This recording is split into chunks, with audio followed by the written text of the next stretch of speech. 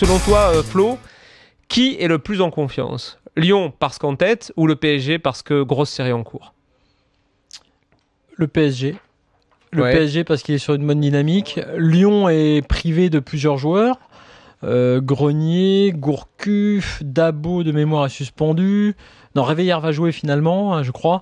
Enfin bon, il manque des joueurs. Non, le PSG est dans la bonne dynamique. Lyon vient d'être freiné par Nancy. Donc non, c'est le PSG qui est dans la bonne dynamique. Mais la pression est toujours sur les épaules du Paris Saint-Germain, paradoxalement. Parce que c'est pas parce que Lyon est devant que la pression n'est plus sur le PSG. La pression est sur le Paris Saint-Germain.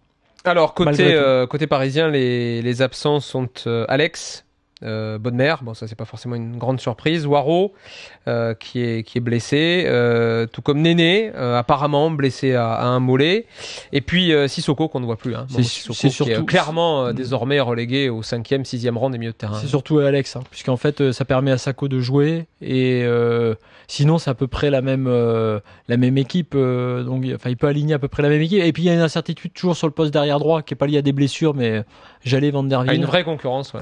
Bon, voilà. En tout cas, le PSG s'est trouvé un système, c'est beaucoup dire. C'est trouvé un état d'esprit suffisant. Enfin, et s'il garde cet état d'esprit, évidemment, contre une équipe quand même amoindrie. On a beau dire, il aurait mieux valu pour Lyon arriver avec toutes ses forces. Je pense notamment au milieu de terrain, dans l'aspect créatif du jeu avec Grenier, Gourcuff en moins. C'est quand même, à mon avis, un handicap. Alors avant d'écouter Carlo Ancelotti qui était ce soir-là, il y a quelques heures à peine en conférence de presse d'avant-match, les compos probables pour demain.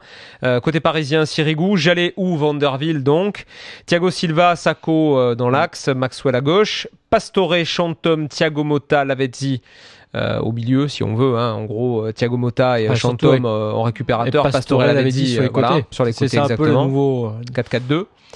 Ibrahimovic et Menez devant.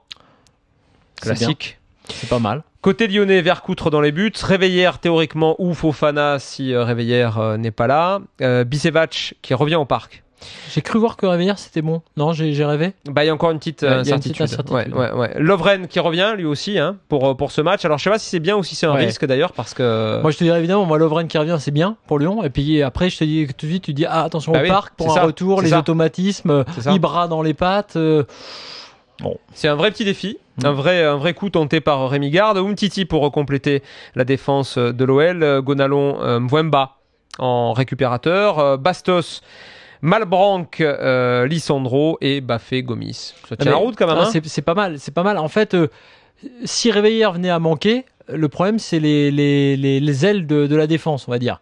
Parce que ça peut jouer quand même aussi. Parce que quand tu vois ce qui se passe avec Pastore, Lavezzi en ce moment, voire Menez quand il dézone, quand il joue côté, le fait que éventuellement les deux latéraux soient absents, ça pourrait jouer. Mais après, offensivement, il n'y a pas Grenier, il n'y a pas Gourcuff, je le disais tout à l'heure, mais il y a Malbranck.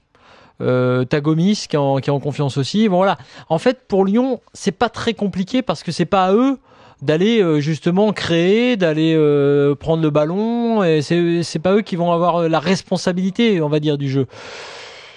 Donc voilà. En tout cas, le choc est pas mal, mais il est plus important pour le Paris Saint-Germain par rapport à tout le début de saison que pour Lyon.